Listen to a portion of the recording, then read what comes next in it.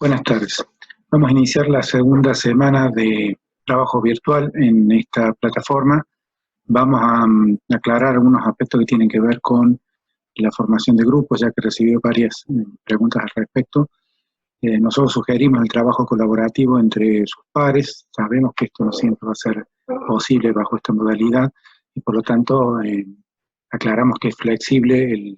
la constitución de equipos por el momento. También es importante aclarar que la actividad pregrabada de estas clases no sustituye la dinámica presencial. Estamos tratando de complementar los aspectos que tienen que ver con el dictado teórico mediante este medio, pero iremos avanzando con otras alternativas en la medida que esto se vaya eh, mejorando en sus posibilidades. Vamos a compartir hoy el teórico número 1 de la asignatura correspondiente al día 8 de abril. Por razones prácticas lo vamos a ir fraccionando en unidades más cortas, debido a que el peso de los archivos luego no permite su manipulación. Vamos a presentar hoy el concepto de ambiente con el que vamos a trabajar la historia ambiental urbana. Vamos a introducir algunos aspectos conceptuales que tienen que ver con el método histórico de abordaje y algunos aspectos que tienen que ver con los criterios de periodización que ustedes van a utilizar para su actividad práctica. Los conceptos de ambiente, el método histórico y los criterios de periodización lo presentamos hoy en forma inicial, luego irán ustedes avanzando, considerando siempre que el contenido central del curso se centra en la historia ambiental urbana. El concepto de ambiente que utilizamos se define como la interacción entre la sociedad y la naturaleza. Para esta aplicación metodológica es necesario también considerar qué entendemos por sociedad y qué entendemos por naturaleza. La sociedad la vamos a definir por el momento como el agregado organizado de individuos que sigue un mismo modo de vida, y al concepto de naturaleza que estamos utilizando para esta primera forma de abordaje lo definimos como el conjunto de aspectos naturales no intervenidos por el hombre, es decir, que lo consideramos en el sentido de primera naturaleza o lo que podría preexistir a la existencia de la cultura humana en el universo. Hablamos, sin embargo, en este curso de un ambiente urbano y por lo tanto de un ambiente transformado por una sociedad especializada, que vamos a llamar de ahora en adelante sociedades urbanas, y hablamos también de una naturaleza intervenida por la cultura urbana, por lo cual nos referimos a una segunda naturaleza que la vamos a considerar en este caso artificializada por las acciones tecnológicas que el hombre va haciendo sobre su espacio de habitar para ir obteniendo las condiciones que le permiten sobrevivir. El método de abordaje de este tema tan complejo y tan difícil en esta primera instancia del curso de comprender, lo vamos a ir presentando a partir de algunos variables que vamos a entenderlas como un conjunto organizado de información coherente, que vamos a etiquetar en este caso con algunos nombres como por ejemplo política, sociedad, religión o economía. Cada una de estas variables tiene componentes que tienen que ver con lo social, con lo cultural y también con lo físico-espacial. Por ejemplo, hemos puesto acá en esta imagen el concepto de política entendida como una pieza de un puzzle que va a interactuar con otros conceptos, con otras variables, como la economía, la sociedad, la religión, y podríamos incluir acá la ciencia, la técnica, el pensamiento filosófico, el arte o cualquier otra variable. Bien. La política como tal incorpora conceptos que tienen que ver con lo social, por ejemplo, las formas de organización del Estado, las leyes y todo lo que tenga que ver con el control de la sociedad en términos de lenguas o de aspectos que tienen que ver con sus creencias o sus formas de comunión. Y también entendemos los aspectos que tienen que ver con la configuración territorial, es decir, los límites, la forma de constitución física del territorio en términos jurídicos, etc. El método de abordaje tiene, por lo tanto, componentes que tienen que ver con lo social y con lo cultural y componentes que tienen que ver con lo físico-espacial. A esos componentes los vamos a agrupar en dos grandes campos, a los que llamamos genéricamente campo sociocultural, a la izquierda acá en verde, y campo físico-espacial acá a la derecha en negro. y entendiendo, por lo tanto, el concepto de ambiente como el resultado de la interacción de estos campos, que son en realidad campos analíticos, no existen separados en la realidad ambiental, sino que los agrupamos de esta manera y los interaccionamos entre sí a los fines de hacer comprensible algunos de los efectos que produce el condicionamiento físico del territorio sobre la sociedad y cómo esta sociedad se adapta o transforma este espacio físico para las condiciones de supervivencia. Es importante acá la definición, por lo tanto, de qué se entiende por sociedad y su interacción con el concepto de cultura. Habíamos dicho que sociedad la entendemos como el conjunto organizado de individuos y que sigue un mismo modo de vida podría ser la forma en que se relacionan entre sí o lo que entendemos como cultura. Cultura en el sentido de la parte del ambiente hecha por el hombre, una definición bien genérica, o el conjunto de acciones que toda sociedad realiza. Nos interesan acá fundamentalmente aquellas acciones que tienen que ver con lo colectivo, con lo social, más que las acciones individuales, aunque quedan incluidas de hecho en el concepto de cultura y en el concepto de sociedad. El campo físico-espacial está integrado por todos aquellos aspectos que tienen que ver con la naturaleza transformada por el hombre, la topografía, la hidrografía, el clima, todo lo que tiene que ver con las dimensiones de peso, de magnitud, de velocidad, etcétera, están ligados a estos conceptos físico-espaciales que integramos acá. Puede incluir también el campo físico-espacial aquellos aspectos de la naturaleza que son utilizados por nuestra sociedad para producir energía, para proveernos alimentos, para proveernos de abrigo, etcétera. La naturaleza obviamente condiciona las formas de relación humana porque, por ejemplo, nos induce a formas específicas de cohabitación en los núcleos institucionales como la familia o nos produce ciertos condicionamientos en referencia al clima que van a hacer que nos vistamos de determinada manera para protegernos de las inclemencias de la naturaleza. El método también tiene un aspecto espacial de abordaje, que en este caso lo vamos a referenciar a las escalas de abordaje. Vamos a utilizar 3, que son genéricas también, podríamos introducir variables intermedias entre una y otra. La más extensa en términos de del territorio que abarca, la vamos a denominar a los fines de este curso como escala territorial, y tiene que ver con algunos contenidos que ustedes ya han practicado en la escuela secundaria, sobre todo en los cursos iniciales, cuando veían alguna de las asignaturas correspondientes a las ciencias sociales, por ejemplo, la geografía o la economía, que tienen que ver justamente con los recursos o la forma como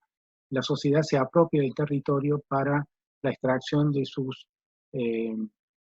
materias primas, o cómo transforma productivamente el territorio en términos de mejorarlo para las condiciones de habitabilidad, o cómo depreda la estructura física natural mediante los efluentes de su propia actividad económica y habitativa. En la escala territorial incluimos la totalidad del planeta y obviamente también las subescalas regionales que tienen que ver con las escalas continentales, con las escalas urbanas propiamente dichas, ¿sí? En escalas más grandes que la que sería estrictamente el territorio jurídicamente determinado como ciudad. En la escala urbana, en cambio, vamos a estar trabajando, esta que está ubicada acá en el gráfico, en el área central, en lo que específicamente tiene que ver con la mayor concentración de población y con la mayor concentración también de edificios, y que eso define en cierta manera una de las cualidades que tiene que tener el espacio urbano, diferente de aquel que vemos en el fondo verde como el territorio. La palabra territorio tiene varias acepciones, no solamente en estas de las escalas, sino también aquellas que tienen que ver con las condiciones de una especie para proveerse de su subsistencia. Es decir, que la escala territorial también tiene que ver con las condiciones necesarias para que una determinada especie pueda interactuar con su entorno. ¿Bien? En la escala interior vamos a encontrar, en este caso representado por la institución familia, ubicadas dentro de un hogar, al que consideramos el núcleo mínimo de la sociedad como institución, y es esta escala en la que nos referimos fundamentalmente a aquellas instituciones que son, digamos, conjuntos organizados de personas que siguen un fin común y que tienen que ver con dar respuestas a algunas de las necesidades que tiene la sociedad. El concepto de institución lo vamos a desarrollar en forma más extensa, utilizando, entre otras cosas, el material que ustedes disponen en los conceptos instrumentales que les hemos provisto en la plataforma. El tercer aspecto clave en referencia a una materia que justamente tiene que ver con la historia es el abordaje temporal. Ustedes ya han hecho algunos ensayos de abordaje temporal en sus instancias formativas previas, desde la primaria, la secundaria o el curso introductorio a la carrera de arquitectura, en la cual ya han hecho algunos ejercicios que tienen que ver con esta periodización. He presentado acá algunos aspectos de las líneas del tiempo más convencionales para poder ir integrando estos contenidos a los que nosotros vamos a proponer como alternativos para el abordaje de la historia ambiental urbana. Por lo pronto ustedes han reconocido seguramente ya esta, digamos, como interfase que existe entre la prehistoria y la historia, que está ubicada alrededor del cuarto milenio antes de Cristo y que representa la invención de la escritura como hecho fundamental que permitiría a partir de ese momento la transcripción a texto o a otras formas de escritura de los hechos de los hombres. Es decir, que consideramos la historia como la secuencia de los hechos de los hombres, pero también como la forma en que fue registrada o relatada esta secuencia de hechos. Esta historia da comienzo también a una serie de edades que tienen que ver fundamentalmente con acontecimientos de tipo político-militar que han cambiado la estructura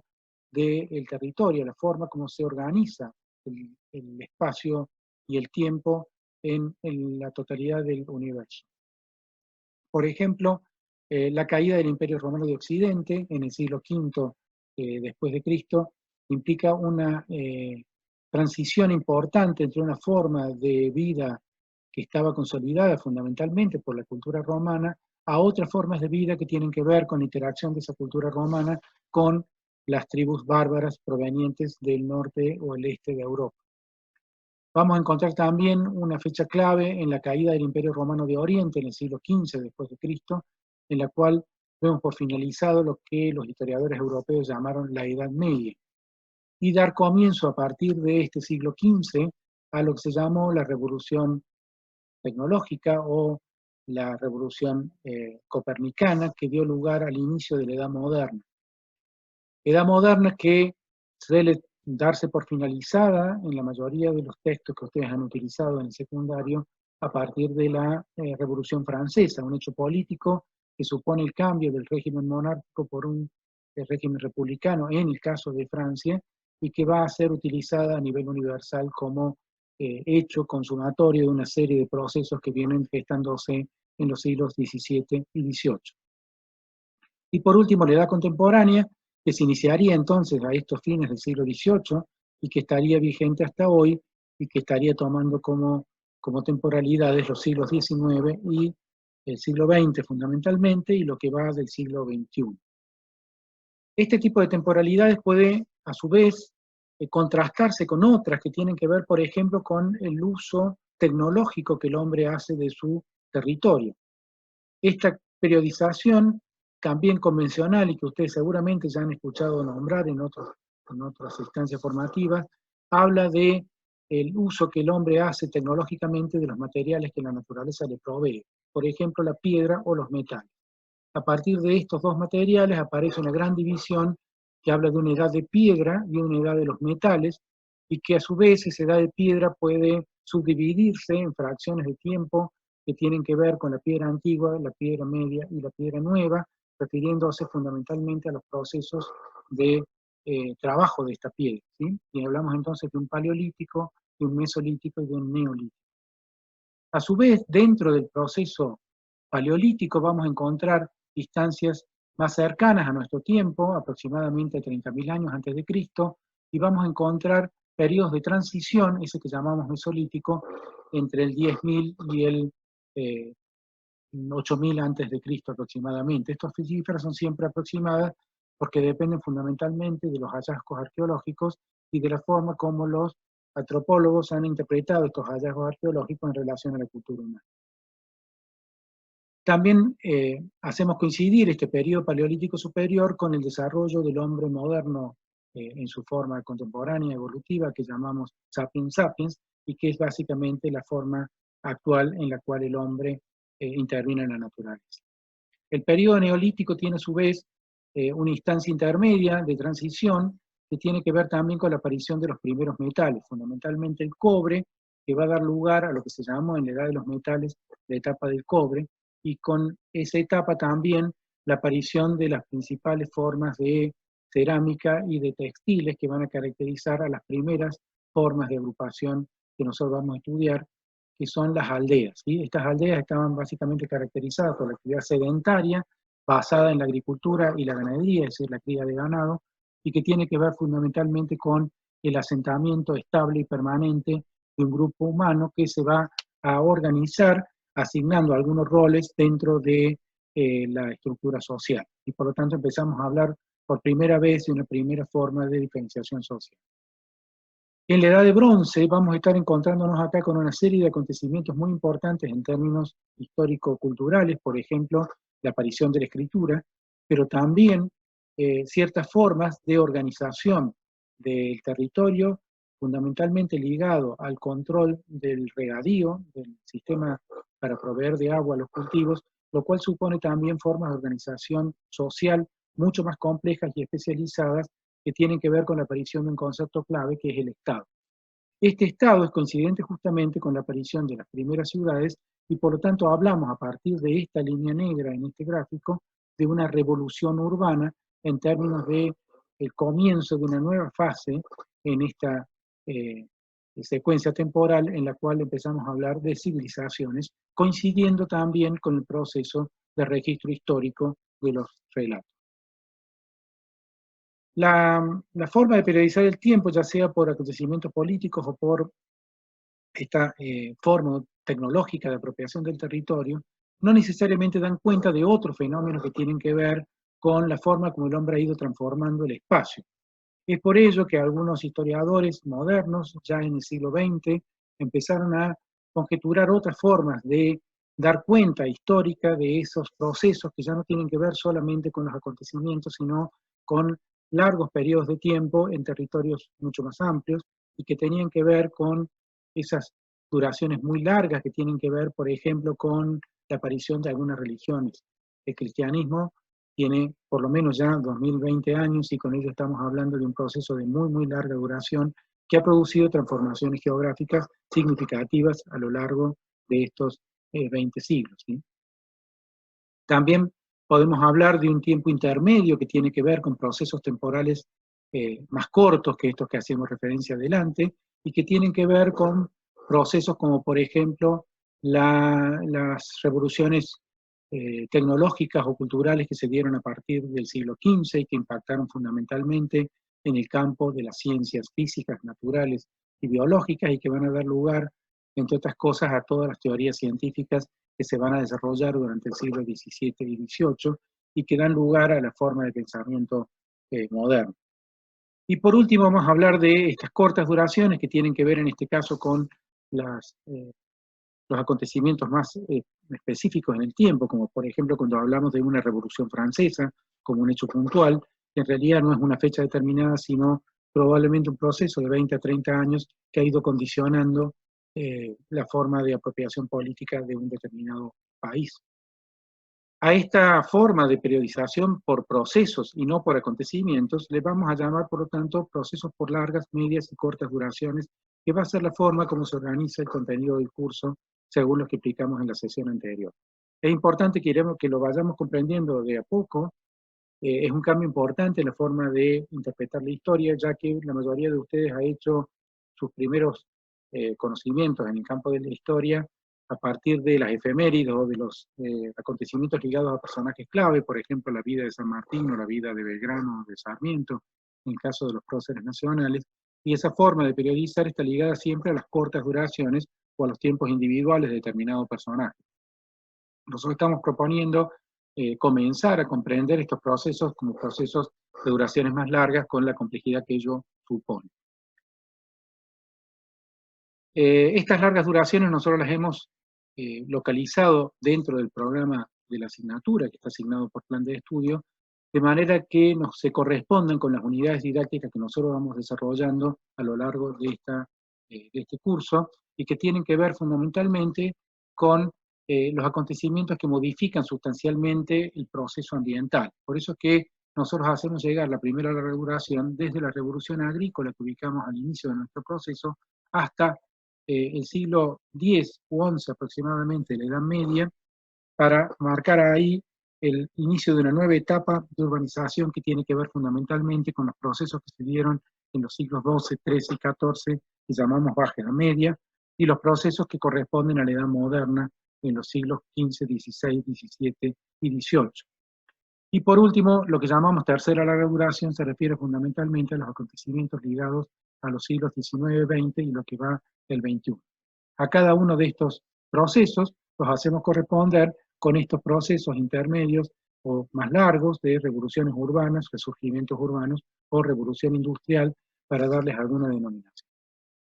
Cada uno de estos procesos está situado obviamente en un tiempo y tiene que ver también con acontecimientos que marcaron, como dijimos, la caída del Imperio Romano de Occidente o la caída del Imperio Romano de Oriente, o los acontecimientos ligados a la reforma religiosa del siglo XVI, o los acontecimientos ligados a las revoluciones de mediados del siglo XIX o a las guerras mundiales durante el siglo XX.